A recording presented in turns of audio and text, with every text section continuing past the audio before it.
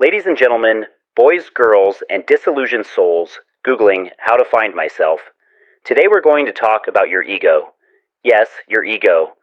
That chatty roommate in your head that thinks it's the main character, director, and studio executive of your life. But here's the kicker. Your ego isn't you. It's not your true self. It's just a survival reflex that got really good at monologues and now thinks it's auditioning for Hamlet. So where does this little diva come from? The ego was born the day you realized the world was full of unpredictable humans and pointy objects. It showed up like, hey buddy, let me handle things. I'll keep you safe. Just do exactly what I say, suppress those weird emotions, and never cry in public again. Okay?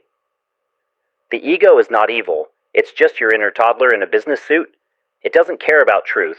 It cares about comfort, control, and a stable Wi-Fi connection. It's like the PR team for your trauma, polishing every insecurity into a personality trait. Ego is armor that learned to speak. At first, it protected you. Now it just won't shut up.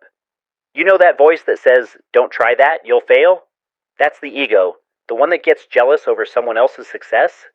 Ego again, the one that insists, I'm right because I read half an article about quantum physics. Yeah, ego with a Google degree. The ego builds identities like IKEA furniture, slightly crooked, full of extra screws, and collapses under emotional weight. But the ego is sneaky. It doesn't wear a sign that says, Hi, I'm your false identity. Nope. It says things like, I am my job title. I am the type of person who only drinks oat milk. I am offended, and therefore correct. It pretends to be you so convincingly that you forget there's a deeper self underneath. A version of you that isn't threatened by different opinions, awkward silences, or wearing Crocs in public. So what do we do with this egoic squatter? You don't kill it. This isn't Fight Club. You outgrow it. You start by noticing. Notice when your ego says, don't say that, they'll think you're weird. Then say it anyway. Notice when your ego says, we need to win this argument. Then ask yourself, do I want peace or a PowerPoint presentation of why I'm right? And get this. Notice how the ego hates silence.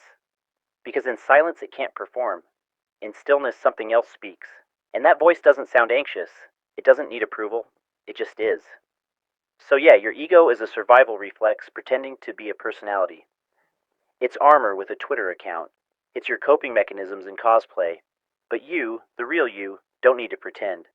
Because who you are without the performance is actually kind of magnificent and probably still drinks oat milk. But now, with awareness. Thank you, and remember, you are not your thoughts. You are the awareness watching them. Now go forth and mildly disappoint your ego. It's good for the soul.